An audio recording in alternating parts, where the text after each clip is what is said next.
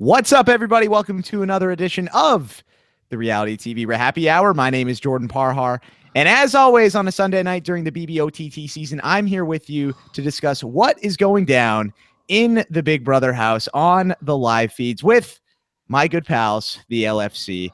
First is a man whose webcam is giving him some issues tonight, might get frozen on us. Stay tuned to find out if that actually happens. It's Alex Kidwell, ladies and gentlemen. Alex, how are you? I'm okay, Jordan. Yeah, I don't know what it is. Maybe I need to get Taran to get in there and have some conversations because robots hate me. Technology just always conspires against me. So maybe Taran can be my mediator in that respect. Yeah, you're assuming I didn't send those robots. It's like those little spiders from the Matrix that are just like eating my computer from the inside out. Yeah, replicators. Yeah, maybe so it's a desktop though, Alex, so it's going to be kind of bulky to bring with you to New York for Taran to look at. So maybe I can't even barely pick it up by myself, Jordan. It's like a monster. It's this Alienware, it's this massive Alienware just machine that looked really cool when I bought it and was really cool for a little while and has been giving me problems after like the first 6 months. God, last week it was fantasy football. This week it's computers. It's like some effing tangent we go off on at the beginning, and yeah. But go ahead. And yes, the person you hear, of course, is a man whose lighting was giving him issues earlier. His lamp broke. It's Brent Wolgamott, ladies and gentlemen. Brent, how are you? Hey, everybody. Am I down with OTT? You know me. I'm down with OTT. I'm loving the season, and we got things to talk about from what these two bitches said on the last podcast with Rob. I got things to say. Ooh. You always got things to say about what we talk about. Right? Yeah, Brett, we could be talking about grilled cheese sandwiches. Yeah. I like it. I like it, though, how you guys do a podcast with Rob, and I get to listen to it and then come in and swoop in at the last minute and say, no, this is where y'all were wrong.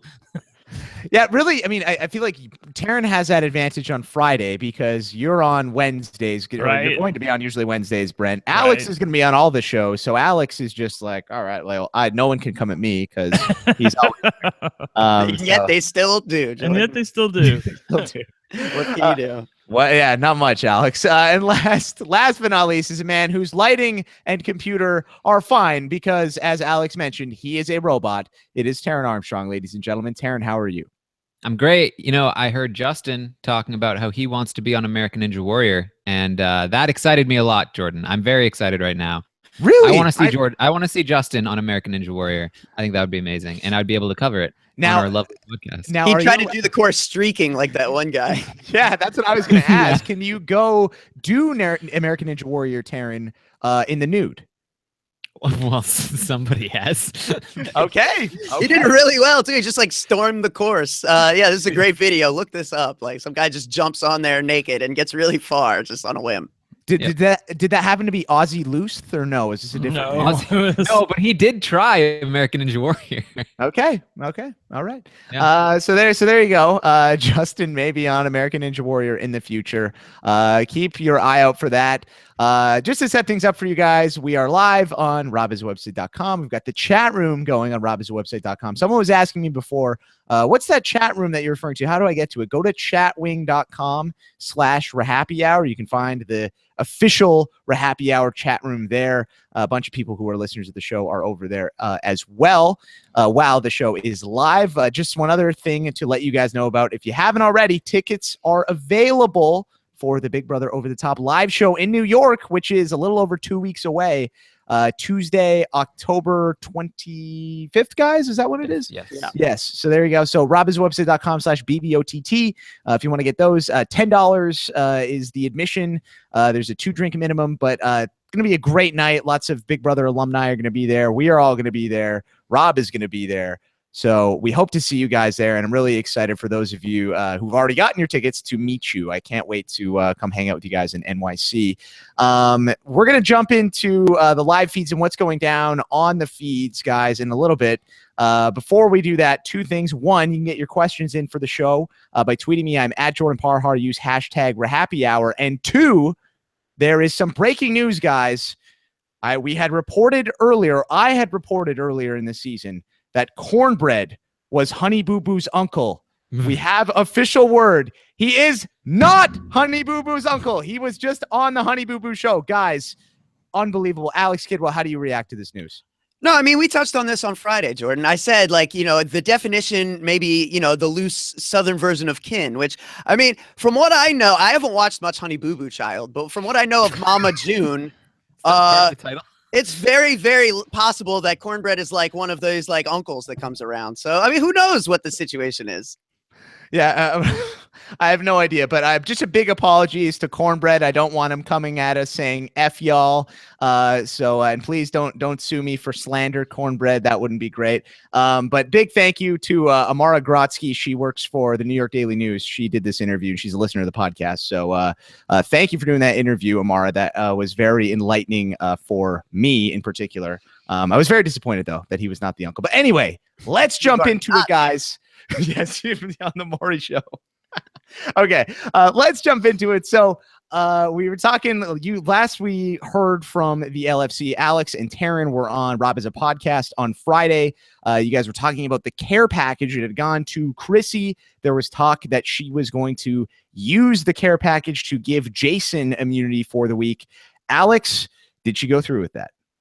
Yes, she did. And so if that was the design behind giving Chrissy the care package, then mission accomplished there.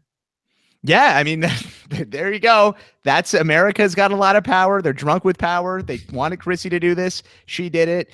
Taran, is Chrissy still on a power trip? Has she calmed down yet a little bit, or is she still walking around like she owns the BBOTT house? It's gotten worse. I mean, like because have-nots were announced as well, and the have-nots were Morgan, Monty, and Scott.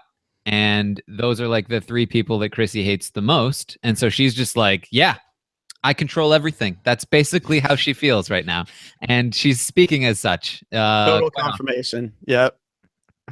Oh my gosh. Yeah, but it's going to be really fun though when she realizes that we don't really like her all that much. I mean, you have to think that, since people can't be back-to-back have-nots and they can't be back-to-back nominees, that her number's going to be up relatively sooner than later. And it's going to be fun watching her fall. And that's why, I mean, we'll get into it, and I know no one's going to do it, but I would nominate Chrissy this week. I think it would be the most funny to see her immediately have that fall. And I know people hate Monty. I get it. Monty's insufferable, but you need villains too. You know what I mean? Like, this can't be a one-sided, like, keep all the favorites, or pretty soon, like, people are going to tune out. Yeah, we don't want to the storytelling element of this thing. Yeah, we don't want a Big Brother 1 on our hands where all of the, anybody who's disagreeable just goes home and then the show is just boring. But speaking of nominations, let's talk about that a little bit. Brent, the safety ceremony was last night, the first part of the safety ceremony, at least. Who were the people that Alex declared as safe? That would be the aforementioned Chrissy, who's running the damn house, and Whitney, Neely, and Morgan, who was really funny because she pretended like she was all surprised when her block pass lit up safe. Oh, well done by Morgan. Great acting job. Amazing.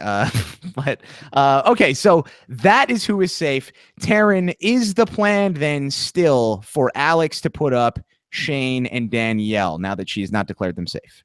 That is still the plan. She still wants to break up the showmance, and they are not doing themselves huge favors. They're continuing to make themselves big targets. Even the misfits at this point are kind of talking about how, yeah, Shane and Danielle, they're kind of snakes, aren't they? Maybe we should. Maybe we're fine with letting them go if we have to. So is this the optimal move for Alex right now, Kidwell? Do you think that she's making a correct decision by going after the showmance? Yeah, and it's compounded by the fact that she seems to be able to create, like, there is enough distrust, knowing that Shane has this relationship with Monty that goes back to the very beginning where they were so tight, that she's able to create a bit of a wedge between Shane and Danielle and the rest of, like, the quote-unquote misfit alliance, to the point where Jason, Justin, some of these people are going to be more receptive to the idea of letting a Shane or a Danielle go than they will be one of themselves. So it's a good move in the sense that it's not going to infuriate anyone important. Okay, so let's talk about then in terms of Shane and Danielle. Brent, are they aware that they are the clear targets this week? And if so, how are they reacting? Well, I mean, a couple of things. Number one, they have been aware that it was a possibility that they could go on the block. I thought for a time, though, that Shane and Danielle thought, no, we nipped that in the bud. We're going to be safe this week. I heard Danielle talking on the feeds like, I think we're going to be okay. And Alex is holding her cards close to the vest because she knows that America is really the one with all the power this week. It's so funny because earlier in the week, Scott said that there's 8 votes this week. As long as we 4 stick together, Alex will be able to break the tie. And I swear this went on for like 3 days before he finally was told by Monty, of all people, no, bitch, we don't control the votes. America gets a vote. And if America puts up somebody from our side, then all those other 5 people have to do is vote. Other 4 people have to do is vote together with America's vote, and they can get out somebody from our side, even though Alex is currently head of household. So Alex is playing her cards very close to the vest right now. And she also wanted to see who Chrissy wanted to make safe before she revealed exactly what she wants to have happen. Okay, so interesting. So that is going on. So the nomination or the final safety ceremony, which will determine Alex's 2 nominations, will be held later this evening. Again, we expect it to be Shane and Danielle. Taran, there's also the wild card of the America's nominee. Based on what you've seen and been hearing on the interwebs, who's it looking like is it going to be going up next to those 2? That's a very interesting question, Jordan, because there's been a lot of campaigning. I put up a poll. You put up your poll? Yes, I put up my poll, following in Kirk Clark's footsteps. His poll is up. It's on Twitter. Yep, absolutely. Has around 1,500 votes, so not a bad size. And it seems like Monty, right? You caught that? Growing by the minute. Yes, continuing to grow and get more powerful. Monty is ahead by far on my poll. But Morgan is right there behind her, and then Chrissy also has a fair amount of votes as well. I've seen on Jokers, Monty and Chrissy are about tied, and that has just over 1,000 votes. And on Reddit, it seems like a lot of people are going for either Monty or Chrissy. However, there is still a strong contingent that is thinking or trying to get Morgan nominated. I feel like, because I put up 2 polls, and one of them had Morgan much higher than she is now. I feel like that support has started to dwindle a little bit, probably because the sisters are now trying to work with Jason, and Alex's popularity has risen. She's now #1 on Jokers.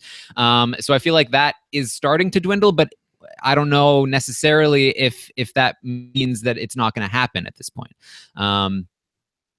So really, it's probably at this point between Morgan or Monty, unless Chrissy really makes a surge here at the end and pulls it out. But if she can't even come close to winning on my poll, then I don't think she's probably going to be the nominee. As far as I can tell. Yeah, Right. I have to say, I think that, I'm calling my shot. It's going to be Monty. Like, come on. It's not that nice. This isn't that hard. I would be stunned if it was anybody else but him. He's the person that some people sort of are annoyed by Christy. Some people sort of want to do Morgan for various reasons, but everybody hates Monty. I don't know anybody that likes him, for God's sake. I don't even like him. And that's saying something. His eyebrows even bug me too. So I think that it's going to be obvious he's going to be America's nominee. And again, it's what's moderately depressing to some people, not to me, but to some people, is that Alex is currently the head of household. She wants to break up this power couple. But if Monty is nominated and he stays on the block on eviction night, then he most likely will be going home if by a 5-4 vote. And some people will say that's a crying shame, but I am not one of them. Okay. Yeah, something that's interesting is that I feel like at this point, probably the only way that Morgan does get nominated is if Monty and Chrissy end up splitting votes and that strong Morgan contingent stays solid, and then she gets put up on the block. However, I put up another poll that was asking, if Morgan was nominated, who would you vote to evict? And Morgan received less than half of those votes, the other half going to either Shane or Danielle, meaning if Morgan does go up on the block, she may not even be voted out by America. And at that point, we may be losing Shane or Danielle because the votes were split and Morgan ended up going on the block without a majority of the people who wanted that to happen. So, Taran, you got your poll up 3 times in one weekend? That is impressive, my friend. Well done. I've got the endurance, Jordan. Yeah, geez. Okay, Alex, I want you to jump in here. I think I'm with Brent. I do think Monty is probably going to be the one that goes up just because, as Taran mentioned, there's all these different factions, but the one common denominator is Monty. Most people do not like Monty. So what do you think about that? I know you are advocating for Chrissy, but do you think it's too late for a Chrissy push to put her on the block at this point? Well, no, I mean, voting hasn't started yet. So if people want to go that route, there's certainly, they can do that. But yeah, I mean, I think, a lot of people are going to vote for Monty. I understand. He's not a likable guy. He's really pretty intolerable. He loves himself and he wants to talk over everybody. And then he does himself no favors by doing things like saying that, like, the white guy with the Southern accent has no chance, which is something he said to the cameras today, which is like, even if you think that, you probably shouldn't say it, buddy. Like, you're not doing yourself any favors. So, I mean, I get it. But at the same time, like, are we really, we're going to protect the showman? Like, this showmance is so boring to me. And I'm watching feeds a lot. And like Shane and Danielle, like, I really don't, like, they're not very interesting to me as characters. And like, I just don't, I'm having trouble wrapping my head around the idea that, like, we're going to get rid of someone who's explosive and getting into fights when we're going to keep two people that are laying in bed together all day. Like, that's where I'm kind of like, is this really what you like, America? So, Taran, who is the best person if we want to make sure, if the goal is for Shane or Danielle to go home for entertainment purposes, who should we hope that America puts on the block this week? I mean, the best choice is Chrissy.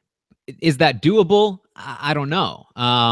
So, if you really want to make a push for Chrissy, that's fine. And then maybe if that, puts Morgan up on the block, then you push hard to not evict Morgan and maybe she stays that way and you lose one of Shane or Danielle. So if you're really against the showmance, just push for Chrissy. And then again, like, contingency is don't vote Morgan out if she ends up on the block. Oh, but yeah, and then a couple of things that Brent and Taran brought up that I wanted to touch on. Brent was talking about that moment where Scott is talking about how he has the numbers and has the votes. And yeah, that was like a really, really funny moment. It completely miscalculated. And yeah, we should talk about that probably in more detail because that ends up being Alex, then let's talk about it. What exactly was this conversation, and how off is Scott in terms of how he perceives himself to the rest of the house? Yeah, so really confidently. I mean, he's up there with Monty and the Pythons, right? And he's like very, very sure that, he even looks at the camera and says, like, America, go ahead and nominate me. And like, he's confident in where the numbers are, and he's just not thinking about America's vote. He's like not thinking things through at all. And he's totally wrong. And like, all I could think was like, it's too bad you don't have like a real mathematician like Bronte in there to help you out, buddy, because you're so skewed on this. Jordan, what was happening was he kept thinking, well, America can put up anybody. It doesn't matter. There's 8 people voting this week. 3 people are going to be on the block. Alex has the tiebreaker vote. So obviously, as long as the 3 girls plus Monty, that's 4 votes. It doesn't matter. Even Scott could go on the block. He didn't care. But what he forgot about is not only does America get to nominate somebody, America also has a vote to evict as well. And it's so funny to me that like the biggest fan of the game completely dropped the ball in that. And like I said, this went on for like 2 days. I'm literally screaming through my computer like, no, that is not what's going on. And he was emphatic to people. Like I said, Monty of all people was the person who had to go up to him and say, look, dude, like, no, there's 9 votes, not 8 votes. Remember, America gets a vote. And that's when it was like the face crack of the century, where he realized he just asked America to put him up on the block. And now he realizes he doesn't have control anymore. And then combine that with the fact that he's now a have-not, which there was a whole thing last night, which we'll talk about. Actually, let's talk about it now. Brent, yes, please, let's talk about it. So please talk about the have. So the have-nots, again, Taran mentioned earlier, the have-nots are Monty, Morgan, and Scott. Brent, what exactly went down? The hilarious part is that as the have-nots were announced, Scott took it really well. He was like, yeah, okay, cool, I'm good, let's go. This isn't so bad. Like this, he kept saying that in the have-not room. This isn't so bad. These, and then truthfully, if you guys haven't seen the have-not room, it's like a haunted house design with like trampolines as beds, basically, with these like spider webs on top of them. And it's not that bad, actually, because at least there's some give to it where you can sleep, and it's big enough for even like a guy like Monty, basically. So he tried to say it wasn't that bad, but as the day rolled on and some other things happened with Scott, you could tell that he was just not dealing very well with the idea that nobody likes him as far as America goes. And he, at night, started to give basically what was an eviction speech. And, you know, he's not even nominated yet. And the hilarious part is I don't think he's ever going to be nominated this week. But he started to give an eviction speech because he's sure he's going to be nominated, because he asked America to do it. And he's sure America hates him because he basically said, I don't care what America thinks. He said that to the cameras. I don't care what America thinks. They can do whatever they want. They can put me up on the block. I don't care. And he was basically trying to do a mea culpa last night on the live feeds to us. And I sort of did feel sorry for him then. For the record, anybody that says they don't care what America thinks, I instantly have like way more respect for them. Right? I don't want to have players that are like, oh no, we need to cow to America. Like, no, have some backbone. But at the same time, though, like, I kind of feel like somebody saying, I don't care what America thinks, sometimes, maybe not all the time, but sometimes I feel like those people do care what America thinks. Yeah, they're just saying that, right, Alex? Do you mean it? Yeah. How much do you mean it? He cares what America thinks, like in terms of person, like who he is as a person. But he was saying he didn't care as far as strategy goes. And that's what I'm talking about. Right. Yeah. It's hard to if you're operating based on assumptions like that, then you can definitely lead yourself down some very wrong paths. And the safest thing is to probably go with what you know. Brent, going back to the have-not thing, how has Monty handled being a have-not? Relatively well. I think he expected it. I think the first day, you sort of get used to the idea of you're being a have-not, and I think it's starting to wear on him just a little bit, because he's like, this is going to be really tough for me as a fitness guy. And there was Scott saying, well, remember, this time next week, you're going to be slipping margaritas. So you can't be having, that's the one thing that we found out about the have-nots, is you can't be have-not back-to-back, which, by the way, I think is really lame, because I wanted to make Monty a have-not until the end of time, but I can't do that. So that's okay. I was hoping it put him in the hospital. Another thing I wanted to bring up about Scott, especially that comment, was that Scott said he didn't care about what America thought in response to I think it was Chrissy being like, no, you have to do what America tells you. And he was like, well, screw that. Like, I'm not doing what you tell me or America tell. Like, he was already being pressured with that thing. And that's why he said, and people are taking it out of context. And I also want to say about Scott, last week, colossal mistake by voting Cornbread out, and he realizes it now. Like, he is like, they all realize it now. Huge. And he was the swing vote. He was the one. He decided he wanted to, at that point, do what America wanted, side with Shane and take Cornbread out. And Cornbread was so loyal to Scott. He said in his diary room that Scott was his ride or die, like number one. And so Scott, in one move, takes away his most loyal ally, loses trust with the plastics, and then doesn't gain any favor by America, and then in the next week loses the trust of the other side of the house anyway, didn't get any favor with them either. So he alienated every single person in the house, and he has this weird strategy of just like extreme honesty, where he's just like, he tells people exactly what he's thinking all the time. And it really sketches them out. It makes them feel like he's being super sketchy, which is a funny thing. Yeah, exactly. Like, Shane went up to Scott and said, so if Alex puts me on the block and she wants me to be the one who's evicted, would you vote for me to stay? And he was like, sorry, bro, I gave her my word. And I'm like, don't tell her that. Why are you telling her that? So then, of course, they got really mad at him. And then there's Chrissy and other people, Jason, on the feeds saying, change of plans, America. We don't want you to nominate Monty anymore. We want you to nominate Scott. Yeah, and I should say Scott is sort of the dark horse of the potential nominees, because the Jason and Justin crew, they're all saying, like, nominate Scott. We really want Scott up on the block. He is gaining some momentum in terms of voting to be nominated, but probably not enough to actually be nominated. And I will say, I think there's one other scenario where Scott ends up on the block this week, and it's because Alex is a very astute player. Alex has, figured there's a possibility America could nominate Morgan. And she's already trying to like set up, think about contingencies for that. If Morgan were to be nominated and someone were to use the veto, she's thinking Scott is such a obvious hateable target by both sides right now that Scott could just go up kind of like on a silver platter to everybody, which would save her sister, which very clever. It's that kind of thinking and that kind of like open dialogue with the cameras that speaks to why she's going up in the Joker's pool as head of household, which is not what we usually see people do. Yeah. So everybody who like wants to play Big Brother but doesn't want to get HOH-itis, take notes on what Alex is doing, because I think it's very impressive. Yeah, have we ever seen somebody like well, I'm sure we have. I can't remember the last time someone's been HOH and is #1 in the Joker's rankings. I'm sure there have been people, but this is the thing. She has to check herself. I mean, I love Alex and I'm all for giving her props, but the point of everything is that she has to check herself. Not only did she have to check herself based on what Chrissy does, but she has to check herself based on what America does. So there's a natural mechanism in place that forces her to not have HOH-itis, unlike Monty, because Monty didn't know all the rules when his HOH reign started. So that's kind of why Monty acted the way he did and why Alex is acting the way he did, acting the way she does, because there's something in place to prevent her from getting her way if she wants to have her way.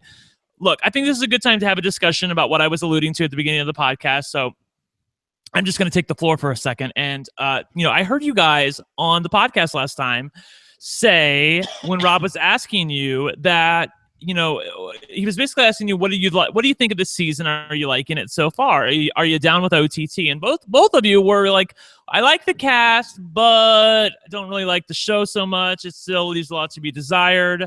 And then you went on to say that, well, okay, that's how I perceived it. You don't like the fact that America's voting for things. You don't like the fact that we have such a big impact on the game. You don't like the fact that people have to kowtow to us. I mean, is that not what you said or what? No, that's what I said.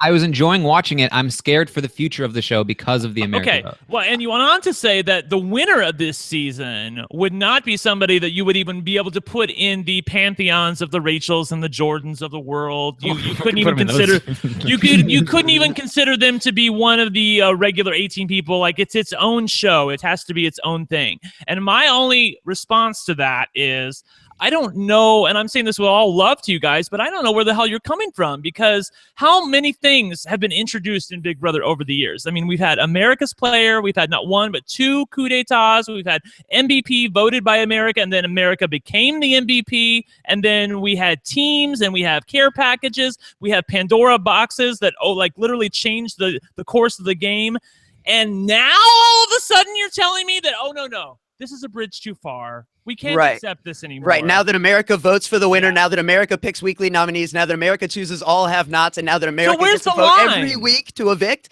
yes, that's the line is it an every week change, or are they inserting twists? These aren't twists. This is a fundamentally different structure. But the thing I like about it, though, is that they're telling you, like, they're not hiding anything. Like, it's not like a Pandora's box that came out of nowhere that you didn't know was going to come up. They're telling you the rules. Not being Big Brother. I agree. Right, exactly. They even call it a spin-off. I wouldn't say that. If you summarize the game of Big Brother, it's there's a head of household, there's typically 2 nominees, which is usually a good thing to win. In this game, it is not. Right. And don't want HOH. The goal of the game is to make it to final 2, at which point you have to convince a jury of your peers that have been sequestered to vote for you to win the game. That's the typical summary of how you play Big Brother. This is entirely different. It's an entirely different strategy. It is not entirely different because we are the jury of their peers. Like, I'm their peer, bitch. Like, they got to make me happy if they want to win Big Brother. No, you're not. Plenty of people are voting that are seeing just bits, just clips, just skewed views on what's actually happening. Like, not everyone who's voting is watching as much as we this is the thing. I think that, as I said on Twitter, I think by the end of this season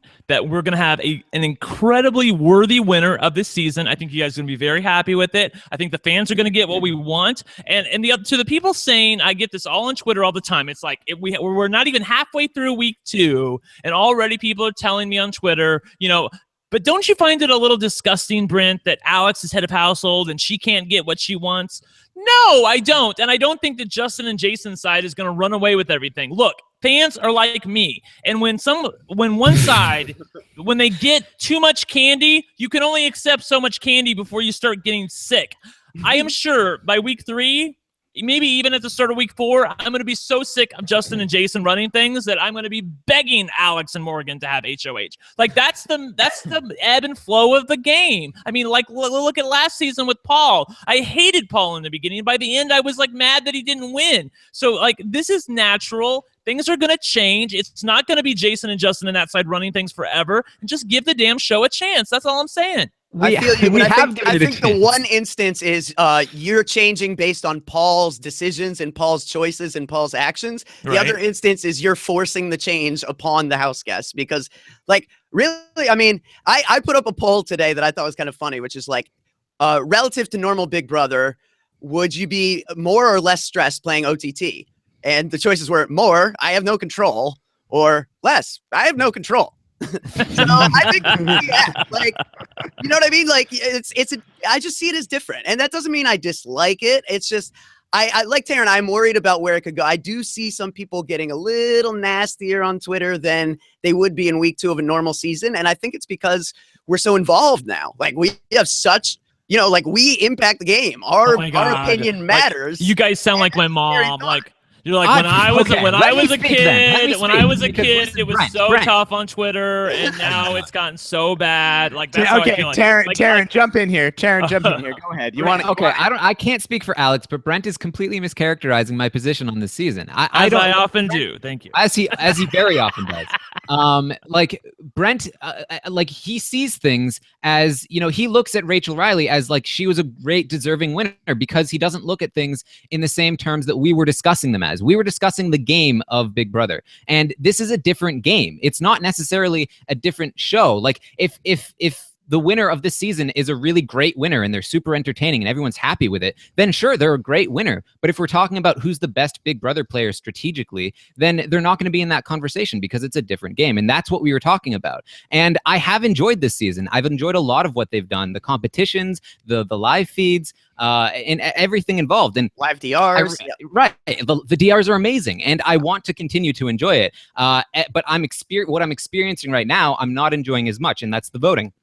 So I'm still trying to enjoy it as much as possible, but that I'm not enjoying that aspect as much. And that's not because I'm not giving it a chance, or it's not because it's too different, because I'm enjoying a lot of other different things. It's just something that I'm not enjoying at the moment. I agree. I think it's, you know, it speaks to why we don't usually cover BBUK to a degree. But yeah. I mean, yeah, I think I agree with, you know, pretty much everything Taran just said. And then I also, yeah, I'm excited about what this could mean for next summer. You know what I mean? Like, if they're going to make this version, you know, the wild twisty version, does that mean that they're going to make Big Brother proper go back a little bit more the other way? No. A boy can dream, Jordan.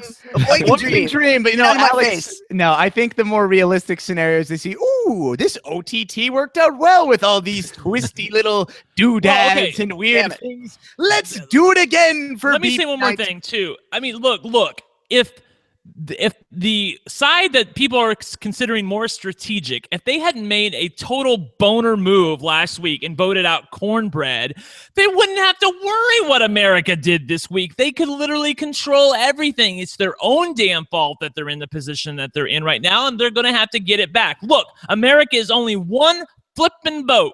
One vote. Okay, what does it matter? America is basically gone. The House they gets can to do whatever decide. they want. If all 7 people in the House, look, I also think 2 things. One, America's only one vote, so I mean, again, it's their fault that they don't have the numbers. They could easily have the numbers if they would have kept Cornbread and voted out Chris. It's Scott's fault. That's their own damn fault. I'm including all of them, okay? Because it was a 9-1 vote, except for Alex. Okay. Number 2. I also think that this whole America in control of everything is extremely exacerbated by the fact that for the first time in a long time, we have 2 sides of the House. I mean, there are 2 distinct sides, and everyone knows exactly where they are except for Scott. So, I mean, listening to some of the diary rooms, which, again, I agree with you guys. I love the live diary rooms. We get to hear everything the House guests are actually thinking. It's clear to me that everyone knows where they're at. And I think that is, I mean, there are great things about that. I love it when there's 2 sides of the House. On the other hand, when America has this much power and it's this close as far as the voting, it's maybe not such a great thing. But I think that's a reflection of the game currently where it stands. I think it'll change. Taran, you were making some sounds there. I know we were talking in the pre-show a little bit about the 2 sides of the House, and you said the misfits could be fracturing a little bit. Explain. Yeah, for sure. There's been a lot of movement, especially from the sisters, to make connections with Neely, Jason, and Chrissy. As I've mentioned plenty of times, Alex had a lengthy discussion with Jason, and afterwards she talked to herself and to the cameras and to her sister about like, hey, I think we can trust Jason. I think we can work with Jason if we can, because that would be a great thing to do. And they've also had a lot of talks with Neely. They feel like they can trust her. Neely has talked about, who cares about sides? I don't want to do sides. Let's just go with who we're closer with. So Neely's not feeling a whole lot of camaraderie with the Misfits necessarily. And then Chrissy's kind of out there, but she's willing to go wherever Jason goes, I imagine. And she's had some good conversations with Alex as well. And as I've mentioned, Jason has talked about like, screw Shane and Danielle. Like, we don't need them. Like, they're snakes. Like, they're playing both sides. They're doing their own thing. So there's definitely a lot of fractures. There's a lot of potential for things to change up. Alex has talked about how she wants to change things up. She feels like the current setup is not working for her because of the America's Vote thing. And so she needs to change up her game and flip things around and reorganize things so that she can be in the majority that America also sides with. And so I think we're going to see a lot of intermingling in that way. And to me, that makes her an amazing player. That the fact that she's so adaptable to be able to change, to realize, okay, because we were talking about this initially. We were like, Alex has a great game plan, but this isn't a regular season of Big Brother. This is a little different now. She's got to adapt to the current rules of the game. And we were kind of bagging on her about that. I mean, I remember watching, I think it was Alex on Twitter. Maybe, Taran, you also said it. Like, Alex is the Alex on the show is such a great player for a normal season of Big Brother. Fast forward to this season, and she has to worry about America. And she's doing a great job. Like, I mean, if Alex actually got to the end, oh my God, I might actually pee myself. Like, she would be an amazing winner, and she's not even on Jason's side right now. And again, how is it that, everybody supposedly loves Jason and Justin's side so much, but yet Alex is number one in the polls? Like, I mean, I think that's just testament to her gameplay and her self-awareness of how to act. Maybe I'm being too nice. Totally. I think that's a really interesting question, actually, because we've seen the popularity shift a bit. It started with Shelby. Shelby was sort of number one. Then it turned to Jason when he won that veto, and that was a great moment. And it was Jason and Justin for a while. And now it does seem to be like Alex is really on the rise. And I think a lot of it has to do with the way that she's conducted herself as HOH, the way that she's playing the game, showing the adaptability. And I think also, again, like there's part of it that's the fan base, because the fan base is playing Big Brother. And they tried to make this really bold and aggressive move to nominate her sister to screw her over. And there was a lot of backlash against that. And I feel like that has also contributed to Alex's rise, because people are now feeling sympathy for Alex because she's being, they feel, unfairly targeted. And so now she's rising in the polls. And from what I've seen, the Morgan nomination train has started to decline a bit, and we're seeing a shift just almost based on fan reaction, which is kind of right. One thing to keep in mind, though, I don't think that many people, from what I saw, wanted to make Morgan the nominee. Norman, right?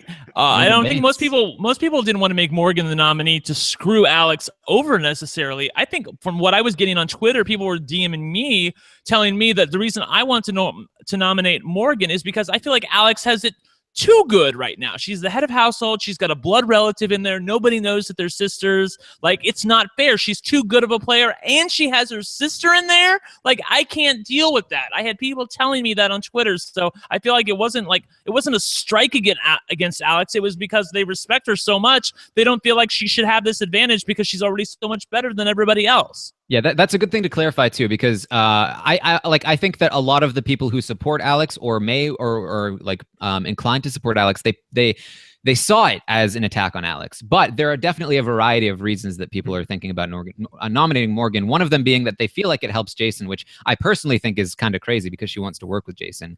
And also they felt like she was more likely to go home. I also feel like that's probably not true anymore either. But in more and more reasons too, that, it would be funny to see her go out on her sister's HOH. And again, Right. like for me, that would be funny if it was Alex's fault, right? But like if it's a situation that she can't control, it's not as fun for me at that point. Okay, good discussion. I'm glad I was right again. Thank you very much. Moving on. Okay.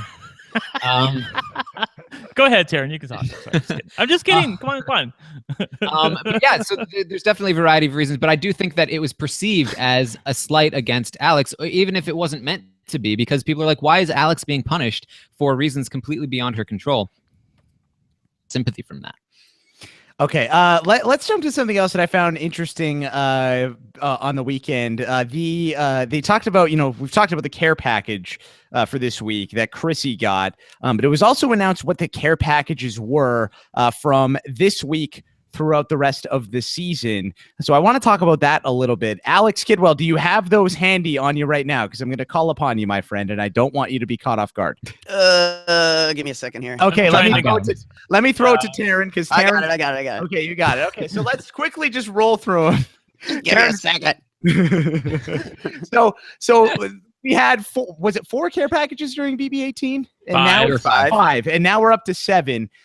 So Alex, the first one was obviously we had the save a friend thing that Chrissy saved Jason. Yeah, the build next week we've got pick a veto. Do you want to talk about that a little bit? Sure. Pick a veto. The winner gets the power to pick which type of veto the house guests will be competing for this week. Options will be diamond veto. The holder has the power to remove someone from the block and name the replacement. Double veto. 2 vetoes will be awarded at the competition and be in play this week. Or boomerang veto. The winner of this veto can use it twice. That means the holder can remove 2 people from the block. So basically there's 3 different kinds of powers of veto that could be up for grabs in this week's competition.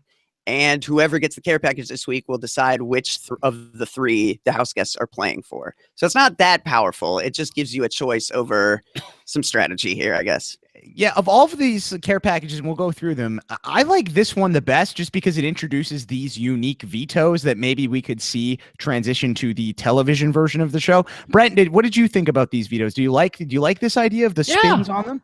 Yeah, I mean, I've been asking for this before. Like, I thought it would be like, can you imagine if they hid I don't know, a boomerang veto in the house somewhere and somebody had to find it? Like, I mean, I love stuff like this where it shakes up the game just enough to make people stay on their toes. And looking at the care packages going forward, I thought most of them were good care packages in that they weren't so powerful. Oh my God, they were going to change the game. But on the other hand, they were, not like Chrissy's. I thought, the thing that we were laughing about was Chrissy thinks she's America's favorite, and yet we gave her the most pitiful care package that there is, and that was the funny part about it to me. And the other thing too about the care package, as far as Chrissy getting it, I know Taran on Twitter was campaigning for Monty to get the care package. Would have been so much fun. But here's the thing: I feel like we're gonna hate Chrissy's side sooner than later. And I don't if we had given it to Monty, then eventually Chrissy's side is going to get all the care packages. We've already taken her off the board now. So it has to go to people the good care packages. As Morgan correctly noted in her diary room, she's hoping that the good care packages go to people like themselves. And I'm thinking that they probably are. So quickly, just to run through things for you guys, that one was the most interesting that I really wanted to talk about in particular. Week 3, it is the safety servant. So that with that one, the winner is safe, but has to be the HOH's personal servant for the week. And I have to say, I don't mean to interrupt you here, but we have to make this happen. We need Justin or Monty to be the head of household during week 3. And whoever is not head of household, we need the other person to be the safety servant. I would live for it. I would tape my feeds. I would watch them on my big screen. It would be great. We must have this happen. Yeah, Taran's there. Yeah, true. He might not be there, but if he is there, Taran's meme maker, if you could put together a little chart to convince people to vote for either Monty or Justin that week, that would be great. The week 4 power is eliminate 3 eviction votes, which is basically the last laugh power. Taran, do you like this coming back?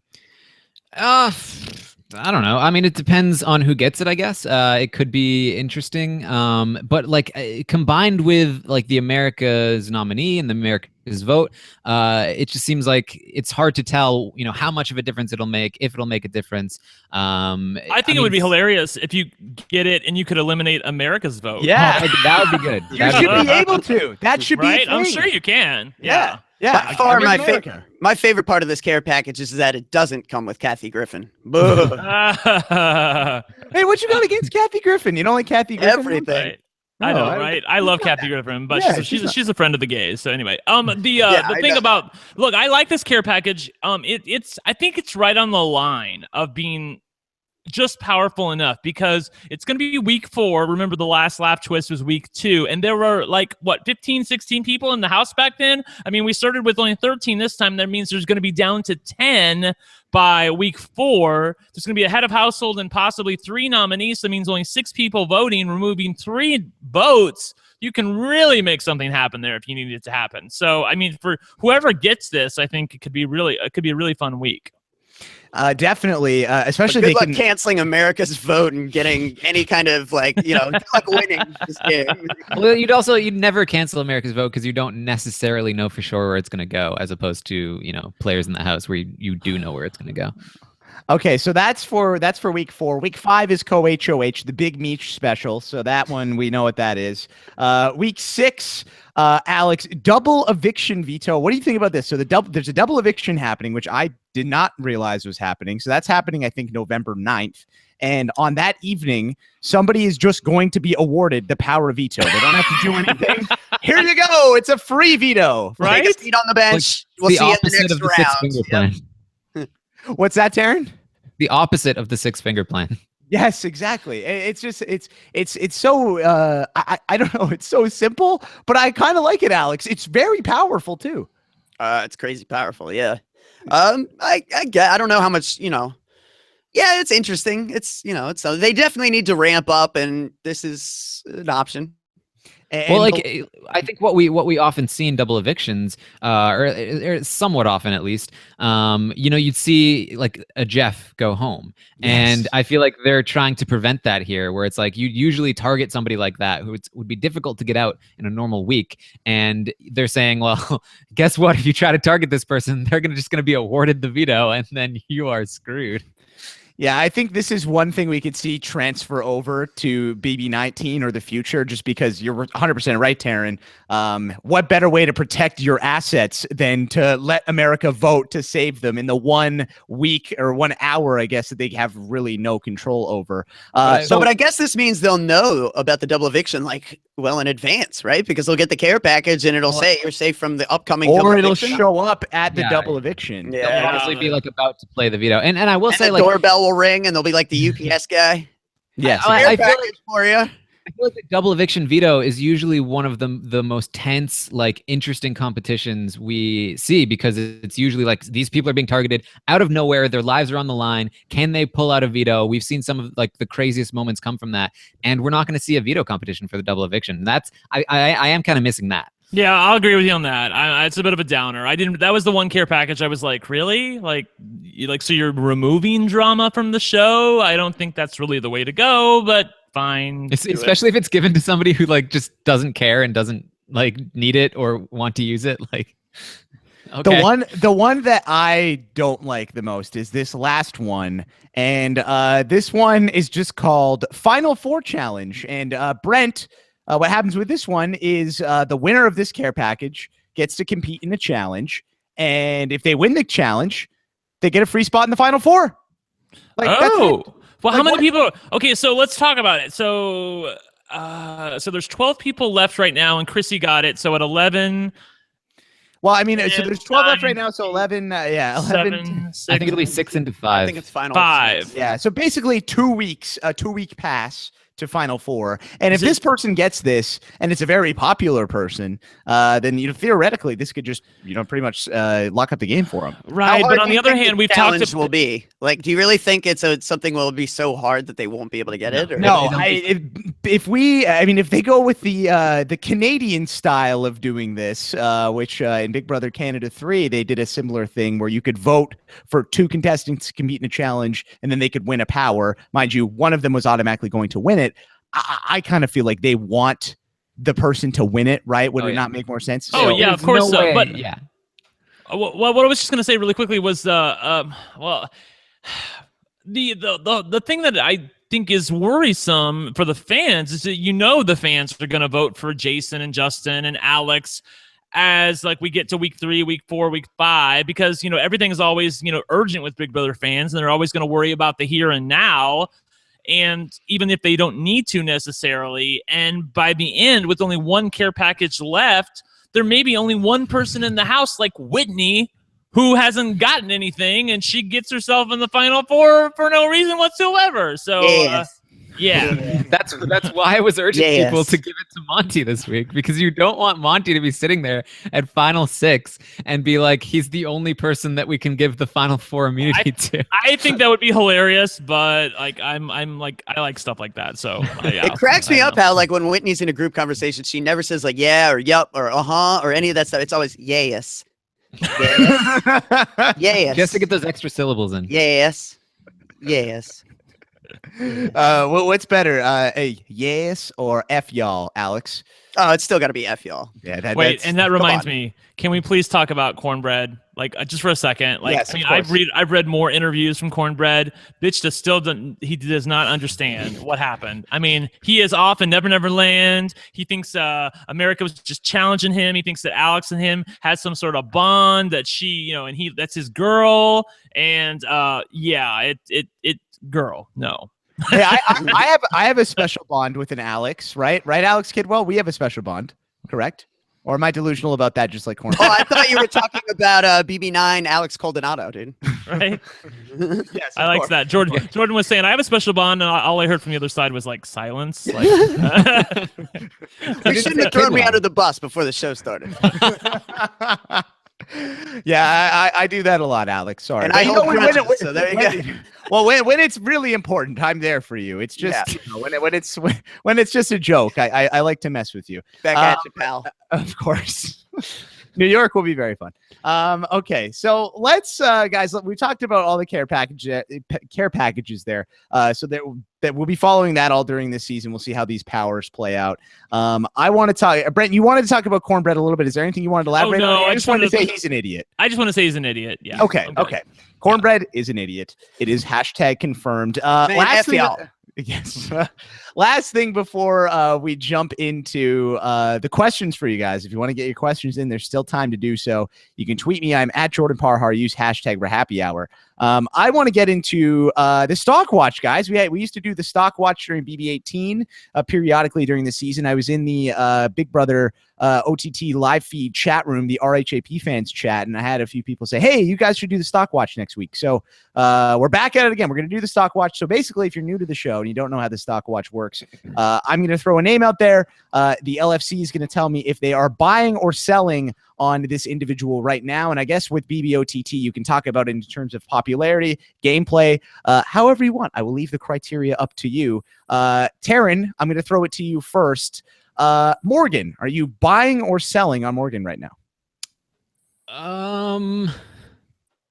I guess I'm buying. I feel like this is probably the most danger she'll be in a while. And like I said, I think she's probably safe, even if she does go up. And I think that she's probably on the rise. This is probably the lowest week that she'll experience in a while.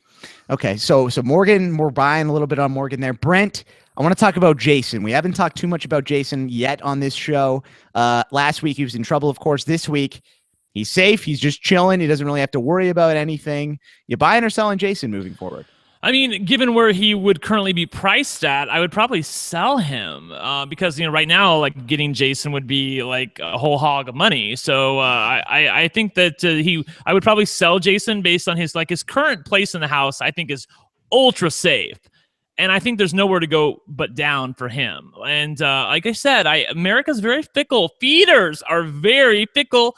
Bitch, I know I'm fickle. So, I mean, I love Jason right now, but that doesn't mean I'm going to like him during week 4 and week 5. I mean, he might be getting on my last nerve by then, and I want to root for Monty and Alex or something. So, you never know in Big Brother. There's odd bedfellows sometimes. I like that. Brent's saying Jason is Netflix, basically. Like, if you're buying stock now, you're like, it's a waste of money. Like, you're spending too much per share. But if you had gotten on board 4 years ago, man, you're looking pretty right now. Right. Especially if Morgan goes up and he campaigns against her. I feel like a large part of his safety right now is this connection with Alex and Morgan. And if he ends up campaigning against Morgan and then she stays, I feel like being safe this week, the target on his back is going to go way up. On the other hand, you know what? I thought about this too. If America puts up Morgan, the hilarious part is that the misfits will probably think that America will gladly vote out Morgan, but that's not necessarily exactly true. Right. All right, Alex, I want to throw somebody to you. Let's talk about Shelby. We haven't talked a lot about Shelby on this show. She was very popular with the feeders at the start of the season. Now it seems like her popularity has dipped quite a bit. First up, why has that popularity dipped so much? And are you buying or are you selling based on what she's going for at this point? I gotta sell. I love Shelby, but she's not a good player. I mean, she's very obvious. And, I love the idea of her wanting to come in and play dumb, but the reality is that she's seen as actually dumb by the people that she wants to appear smart in front of. And she's seen as like too sneaky and intelligent to the people she's trying to play dumb to. So it's just backfiring on all sides for Shelby. Even Neely, who everybody likes, has one target in the house, and it's Shelby. There's just not a lot to like here. Right. Except, like, yeah, she's still funny from time to time, but yeah, she's got no filter. She just says too much. She rolls her eyes without realizing it. She can't ever catch herself. And, like, ultimately, yeah, like, I get that there's a contingent of people out there who think, like, it's good to keep it real and be honest with people. But, like, in the Big Brother house, when you have to live with the same people day after day after day, if someone's, like, just letting you know that they don't like you or how they think about you all the time, like, you're not going to put up with that for too many days before, like, let's just get this bitch out of here. Like, that's tough. Man, I think like that all the time. All the time about Taran. Like, let's just get this bitch out of here.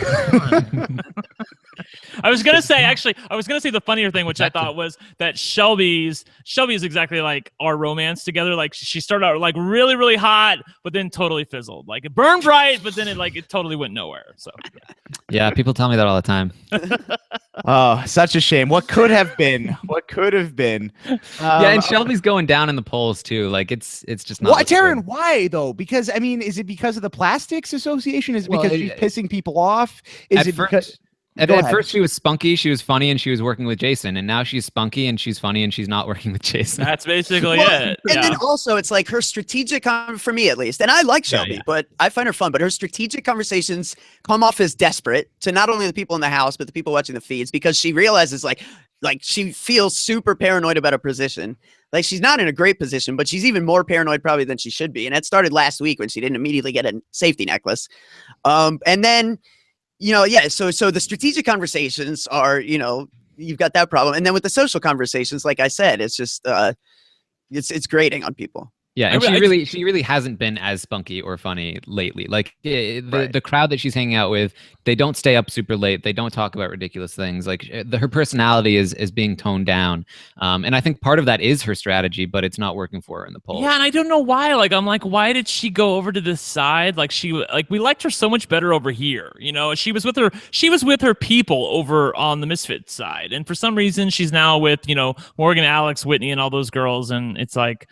I want to like her, but she also, I don't know, she has a dry wit about her sometimes that I think translated really well in the beginning, but as Alex noted, when you're living with these people for that long, I don't think it works that well with the people that she's living with. Yes.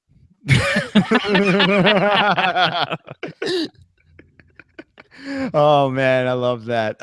Okay, Taran, talk to me about Danielle. Are you buying or selling Danielle? Yeah, she's going to go on the block, but there's a somewhat decent chance she's going to get through this week. Okay, right?